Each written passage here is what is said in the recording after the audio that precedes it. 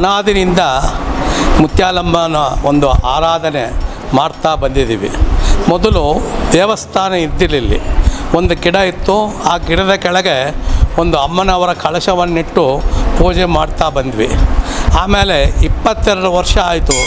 ಈಗ ಈ ಒಂದು ಅಮ್ಮನವರ ಪ್ರತಿಷ್ಠಾಪನೆ ಆಗಿದ್ದು. ಪಂಚಾಯತಿನ ದೇವರುಗಳು ಹೇಗೆ ಈಶ್ವರ ಆರಾಧನೆ, ವಿಷ್ಣು ಆರಾಧನೆ, ಗಣಪತಿ ಆರಾಧನೆ ಮತ್ತು ಶಾಕ್ತೆ ಶಕ್ತಿ ಆರಾಧನೆ, ಸೂರ್ಯ ಆರಾಧನೆ, ಈ 5 ಆರಾಧನೆ ಮಾಡ್ತಕ್ಕಂಥ ದೇವರುಗಳು ಇಲ್ಲಿವೆ.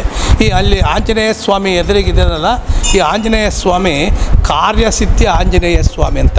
ಕಾರ್ಯಸಿದ್ಧಿ ಅಂದರೆ ಅದರ ಕೆಳಗೆ ಒಂದು ಲಾರಿ ಲೋಡು ಶ್ರೀರಾಮ ಆ ಪುಸ್ತಕಗಳನ್ನು ಕೆಳಗಡೆ ಹಾಕಿ ಅದರ ಮೇಲೆ ಪ್ರಥಮವಾಗಿ ಆಂಜನೇಯ ಸ್ವಾಮಿಯನ್ನು ಪ್ರತಿಷ್ಠೆ ಮಾಡಿದ್ವಿ.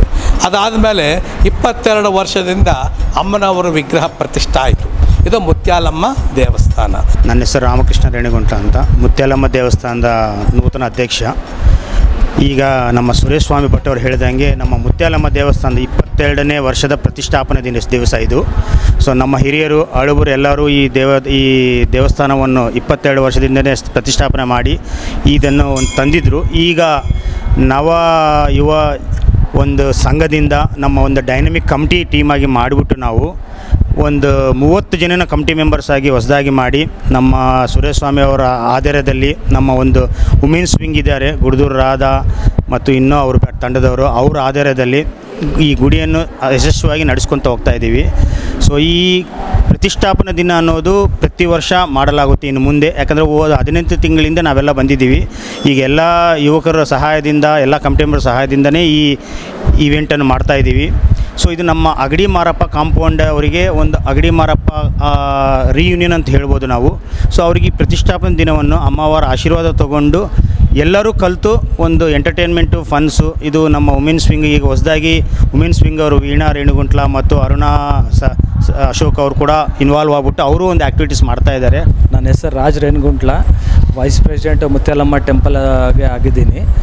ಇವತ್ತು ಅಕ್ಷಯ ತೃತೀಯ ಇದ್ದ ಕಾರಣದಿಂದ ಇವತ್ತು ವಿಶಿಷ್ಟ ಏನಂದರೆ, ಇವತ್ತು ನಾವು ಒಳ್ಳೆಯ ಕೆಲಸ ಏನು ಮಾಡಿದರೂ ಅದರದ್ದು 10 ಪಟ್ಟು ಫಲ ಸಿಗುತ್ತೆ ಅಂತ ಪೂರ್ವಿಕರು ಹೇಳ್ತಾರೆ. ಆದ ಕಾರಣದಿಂದ ನಾವು ಇಲ್ಲಿ ಪೂಜಾ ಕಾರ್ಯಕ್ರಮಗಳೆಲ್ಲ ಇಟ್ಕೊಂಡು ಭಕ್ತಾದಿಗಳ ಪುಣ್ಯ ಬಂದು ಅದು 10 ಟೈಮ್ಸ್ ಮಲ್ಟಿಪ್ಲೈ ಆಗಿ ಅವ್ರಿಗೆಲ್ಲರಿಗೂ ಒಳ್ಳೆಯದಾಗಬೇಕಂತೇಳಿ ಒಂದು ಈ ಪೂಜಾ ಕಾರ್ಯಕ್ರಮ ಹಮ್ಮಿಕೊಂಡಿದ್ದೀವಿ. ಎಲ್ಲರೂ ಬಂದು ಪೂಜಾ ಕಾರ್ಯಕ್ರಮದಲ್ಲಿ ಭಾಗವಹಿಸಬೇಕಂತ ವಿನಂತಿ. ಇವಾಗ ಏನಾಗ್ತಾಯಿದೆ ಅಂದರೆ, ಮಕ್ಕಳು ಎಲ್ಲರೂ ಬರೀ ಮೊಬೈಲು ಲ್ಯಾಪ್ಟಾಪ್ ಇಟ್ಕೊಂಡು ಬರೀ ಮನೆಯಲ್ಲೇ ಒಂದು ಪ್ರಿಸನರ್ಸ್ ಥರ ಇರ್ತಿದ್ದಾರೆ. ಅದಕ್ಕೆ ಅವರೆಲ್ಲರಿಗೆ ಹೊರಗೆ ಬರಬೇಕಂತ ಹೇಳಿ ನಾವು ಸ್ಪೋರ್ಟ್ಸ್ ಆ್ಯಕ್ಟಿವಿಟಿ ಕೂಡ ಆರ್ಗನೈಸ್ ಮಾಡಿದ್ವಿ. ಬ್ಯಾಡ್ಮಿಂಟನ್ನು, ಕ್ಯಾರಮ್ಸು ಮತ್ತು ಇಂಥವೆಲ್ಲ ಆರ್ಗನೈಸ್ ಮಾಡಿ ಇವಾಗ ಕೂಡ ಈವ್ನಿಂಗ್ ಗೇಮ್ಸು ಮತ್ತು ಡ್ಯಾನ್ಸ್ ಪ್ರೋಗ್ರಾಮ್ಸ್ ಎಲ್ಲ ಇಟ್ಟಿದ್ದೀವಿ. ಸೊ ಎಲ್ಲರೂ ಬಂದು ಆಸ್ವಾದಿಸಿ ಪ್ರಸಾದ ತಗೊಂಡು ಹೋಗಬೇಕಂತ ವಿನಂತಿ. ನಮಸ್ಕಾರ, ನನ್ನ ಹೆಸರು ಅಪ್ಪೆ ಅಂತ, ಶ್ರೀನಿವಾಸ್. ಮುತ್ಯಾಲಮ್ಮ ಟ್ರಸ್ಟಿಗೆ ನಾನು ಟ್ರೆಜರರ್ ಆಗಿ ಕೆಲಸ ಮಾಡ್ತಾಯಿದ್ದೀನಿ. ನಮ್ಮ ಗುಡಿದು ಇವತ್ತು 22ನೇ ವರ್ಷ ಮಹೋತ್ಸವ ಮಾಡ್ತಾಯಿದ್ದೀವಿ. ಅಮ್ಮಂದು ಪ್ರತಿಷ್ಠಾಪನೆ ದಿನ. ಸೊ ಎಲ್ಲ ಗೇಮ್ಸು ಎಲ್ಲ ಆರ್ಗನೈಸ್ ಮಾಡಿದ್ದೀವಿ. ಆಮೇಲೆ ನಾವು ಹೊಸ ಟೀಮ್ ಬಂದಾದಮೇಲೆ ಅಮ್ಮಗೆ ಹೊಸ ಕವಚ ಮಾಡಿಸಿ, ಬೆಳ್ಳಿ ಕವಚ, ಈಶ್ವರಿಗೆ ಅವೆಲ್ಲ ಮಾಡಿಸಿದ್ದೀವಿ. ಪ್ರತಿಯೊಂದು ದಿನ, ಹಬ್ಬದ ದಿನ, ದಸರಾ, ದೀಪಾವಳಿ ಏನು ಬರಲಿ ಕವಚ ಅಲಂಕಾರ ಮಾಡಿ ಪೂಜೆ ಮಾಡ್ತೇವೆ. ಎಲ್ಲ ನಮ್ಮ ಟೀಮ್ನಿಂದ ಒಳ್ಳೆಯ ಕೆಲಸ ಮಾಡ್ತಾಯಿದ್ದೀವಿ. ಎಲ್ಲರ ಆಶೀರ್ವಾದ ಇರಲಿ.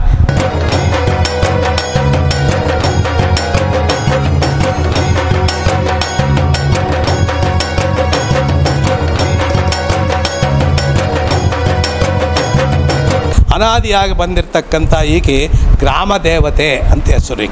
ಈಕೆಯನ್ನು ನಾವು ಹರಕೆ ಹೊತ್ಕೊಂಡು 11 ನಮಸ್ಕಾರವನ್ನು ಮಾಡಿ, ಪ್ರದಕ್ಷಿಣೆ ಮಾಡಿ, ನಮಸ್ಕಾರ ಮಾಡಿ ನಾವು ಹರಕೆ ಹೊತ್ಕೊಂಡ್ರೆ ಕಾರ್ಯ ಗ್ಯಾರಂಟಿ ಆಗುತ್ತೆ.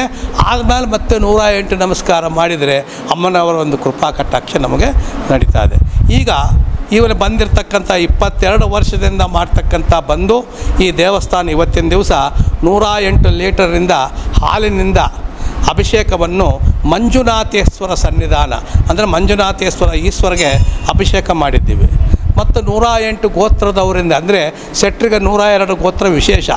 102 ಗೋತ್ರಗಳಿಂದ ಅವರಿಂದ ಅಮ್ಮನವರಿಗೆ ಉಡಕ್ಕಿ ಕಾರ್ಯಕ್ರಮವನ್ನು ಹಾಕಿದ್ದಾರೆ. ಅಷ್ಟೇ ಅಲ್ಲದೆ ಅನಾದಿಯಿಂದ ಈ ದೇವಸ್ಥಾನದಲ್ಲಿ ಕಾರ್ತೀಕ ಮಾಸೋತ್ಸವ, ಶಿವರಾತ್ರಿ ಮಹೋತ್ಸವ ಮತ್ತು ನವರಾತ್ರಿ ಉತ್ಸವಗಳು ಮತ್ತು ಪ್ರತಿಷ್ಠಾಪನೆ ಉತ್ಸವಗಳನ್ನು ಪ್ರತಿ ವರ್ಷ ಇಲ್ಲಿ ಮಾಡ್ತಾ ಇದ್ದೀವಿ. ಅಷ್ಟೇ ಅಲ್ಲದೆ ಪ್ರತಿ ಗುರುವಾರ ಇಲ್ಲಿ ಸಾಯಿಬಾಬಾ ಒಂದು ಭಜನೆ ಕಾರ್ಯಕ್ರಮ ಕೂಡ ವಾರ ಮಾಡ್ತಾನೇ ಇರ್ತೀವಿ. ಮತ್ತು ತಿಂಗಳಿಗೊಂದು ಸಾರಿ ಮಾಸ ಶಿವರಾತ್ರಿ ಈಶ್ವರಗೆ ರುದ್ರಾಭಿಷೇಕವನ್ನು ಮಾಡ್ತಾಯಿದ್ದೀವಿ. ಅನಾದಿಯಿಂದ ಮಾಡ್ತಕ್ಕಂಥ ಈ ಪಂಚಾಯತನ ಶಂಕರಾಚಾರ್ಯರು ಏನಾದರೆ ಮಾಡಿ, ಯಾಕಂದರೆ ಭಕ್ತಾದಿಗಳು 5 ರಕ ಭಕ್ತಾದಿಗಳು ಇರ್ತಾರೆ. ಒಬ್ಬರು ಗಣಪತಿ ಆರಾಧನೆ ಮಾಡೋವ್ರನ್ನೇ ಗಾಣಾಪತ್ಯರು ಅಂತೀವಿ, ವಿಷ್ಣು ಆರಾಧನೆ ಮಾಡೋರು ವೈಷ್ಣವರು ಅಂತೀವಿ, ಈಶ್ವರ ಆರಾಧನೆ ಮಾಡೋವ್ರನ್ನೇ ಶೈವರು ಅಂತೀವಿ, ಮತ್ತು ಶಕ್ತಿ ದೇವತೆ ಆರಾಧನೆ ಮಾಡೋವ್ರನ್ನೇ ಶಾಕ್ತೇಯರು ಅಂತೀವಿ. ಮತ್ತು ನಾವು ಈಶ್ವರ ನವಗ್ರಹ ದೇವತೆಗಳಲ್ಲಿ ಸೂರ್ಯನ ಆರಾಧನೆ ಮಾಡೋರು ಸೂರ್ಯೋಪಾಸಕರು. ಯಾಕಂದರೆ ಈ 4 ದೇವತೆಗಳು ನಮಗೆ ಕಾಣೋದಿಲ್ಲ, ಬೆಳಗ್ಗೆ ಎದ್ದುಗಳಿಗೆ ಸೂರ್ಯ ಕಾಣಿಸ್ತಾನೆ. ಅದಕ್ಕೋಸ್ಕರವಾಗಿ ಈ ಒಂದು ಕೃಷಿಕರು, ಕಾರ್ಮಿಕರು ಇವರೆಲ್ಲ ಸೂರ್ಯನ ಆರಾಧನೆ ಮಾಡ್ತಾರೆ. ಅವರು ಈ ರೀತಿಯಾಗಿ 5 ರಕವಾಗಿ ಪೂಜೆ ಮಾಡ್ತಕ್ಕಂಥ ದೇವತೆಗಳು ಈ ದೇವಸ್ಥಾನದಲ್ಲಿದೆ. ಇದೊಂದು ವಿಶೇಷತೆ. ಮತ್ತು ಈ ಆಂಜನೇಯ ಸ್ವಾಮಿ ದಕ್ಷಿಣಾಭಿಮುಖ ಇದ್ದಾನೆ. ಯಾಕಂದರೆ ಲಂಕಾ ಇರೋದು ದಕ್ಷಿಣಾಭಿಮುಖ. ರಾವಣಾಸುರ ಮತ್ತೆ ಎಲ್ಲಿ ಎದ್ದು ಬರ್ತಾನೆ, ಯಾಕಂದರೆ ರಾಮ ವರವನ್ನು ಕೊಟ್ಟಿದ್ದಾನೆ. ರಾವಣಾಸುರನಿಗೆ ಅವನಿಗೆ ಚಿತಿ ಬೂದಿ ಆಗೋದಿಲ್ಲ, ಅವನು ಸಾಯೋದಿಲ್ಲ, ಮತ್ತೆ ಎದ್ದು ಬರ್ತಾನಂತೇಳಿ ಆಂಜನೇಯ ಸ್ವಾಮಿಗೆ ಭಯ. ಅದಕ್ಕೋಸ್ಕರ ದಕ್ಷಿಣಾಭಿಮುಖವಾಗಿ ಕೂತಿರ್ತಾನೆ. ಯಾವಾಗಾದರೂ ರಾವಣಾಸುರ ಮತ್ತೆ ಚಿತಿಯಿಂದ ಎದ್ದು ಬಂದರೆ ಮತ್ತೆ ಗದೆಯಿಂದ ಮತ್ತೆ ಹೊಡಿಬೇಕು ಅಂತಂದೇಳಿ ದಕ್ಷಿಣಾಭಿಮುಖ ಇರತಕ್ಕಂಥ ಆಂಜನೇಯ ಸ್ವಾಮಿಗೆ ನಾವು ನಮಸ್ಕಾರವನ್ನು ಮಾಡಿದರೆ ಆತನ ಒಂದು ದೃಷ್ಟಿ ನಮ್ಮಲ್ಲಿ ಗ್ಯಾರಂಟಿ ಬೀಳುತ್ತೆ ಎಂಬ ಒಂದು ಉದ್ದೇಶದಿಂದ ದಕ್ಷಿಣಾಭಿಮುಖ ಆಂಜನೇಯ ಸ್ವಾಮಿ, ಕಾರ್ಯಸಿದ್ಧ ಆಂಜನೇಯ ಸ್ವಾಮಿ ಮಾಡಿದ್ವಿ. ಈ ರೀತಿಯಾಗಿ ಮಾಡಿ ಪ್ರತಿ ವರ್ಷ ಮಾಸೋತ್ಸವ, ವರ್ಷೋತ್ಸವ, ಸಂವತ್ಸರೋತ್ಸವ ಈ ರೀತಿಯಾಗಿ ಪ್ರತಿ ತಿಂಗಳಿಗೊಮ್ಮೆ, ವಾರಕ್ಕೊಮ್ಮೆ ಮತ್ತು ವರ್ಷಕ್ಕೊಮ್ಮೆ ಆ ಒಂದು ಬ್ರಹ್ಮೋತ್ಸವಗಳು ಮತ್ತು ಉತ್ಸವಾದಿಗಳು, ನವರಾತ್ರಿಗಳು ಇವೆಲ್ಲ ಮಾಡ್ತಕ್ಕಂಥ ಬಂದಿದ್ದೇವೆ. ವಿಶೇಷವಾಗಿ ಕಾರ್ಯಕ್ರಮಗಳು ಮಾಡ್ತಾ ಈಗ ಬಂದಿರತಕ್ಕಂಥ ನೂತನ ಕಾರ್ಯವರ್ಗ ಸಭ್ಯರವರು ಚೆನ್ನಾಗಿ ಮಾಡ್ತಾ ಇದ್ದಾರೆ. ಅವರು ಬಂದ ಮೇಲೆ ಇನ್ನೂ ವಿಶೇಷವಾಗಿ ಉಪಯುಕ್ತವಾಗಿ ದೇವಸ್ಥಾನ ಪುರೋಭಿವೃದ್ಧಿ ಆಗಿದೆ. ಹೀಗೆ ಮತ್ತೆ ಮುನ್ನೋಟಕ್ಕೆ ಚೆನ್ನಾಗಿ ಕಂಡು ರಥೋತ್ಸವವನ್ನು ಮಾಡಿದ್ದೇವೆ, ರಥವನ್ನು ಕೂಡ ಮಾಡಿದ್ದೇವೆ, ಇನ್ನು ಗೋಪುರವನ್ನು ಮಾಡಿದ್ದೀವಿ ಮುಂದೆ. ಇವೆಲ್ಲ ಇನ್ನು ವಿಶೇಷ ಕಾರ್ಯಕ್ರಮಗಳು ಮಾಡಬೇಕಂತ ಎಷ್ಟೋ ಒಂದು ಆಯೋಜಿಸಿದ್ದೇವೆ.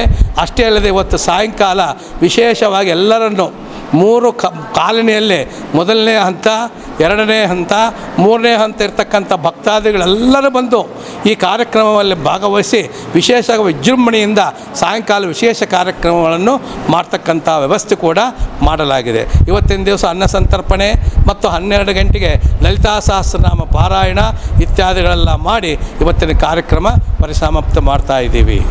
ಓಂ ತತ್ಸತ್. ಬಳ್ಳಾರಿಯ ನಿರಂತರ ಸುದ್ದಿಗಾಗಿ ಬಳ್ಳಾರಿ ಬೆಳಗಾಯಿತು ಚಾನೆಲ್ನ ಸಬ್ಸ್ಕ್ರೈಬ್ ಮಾಡಿ ಹಾಗೂ ಬೆಲ್ ಐಕಾನ್ ಒತ್ತಿ.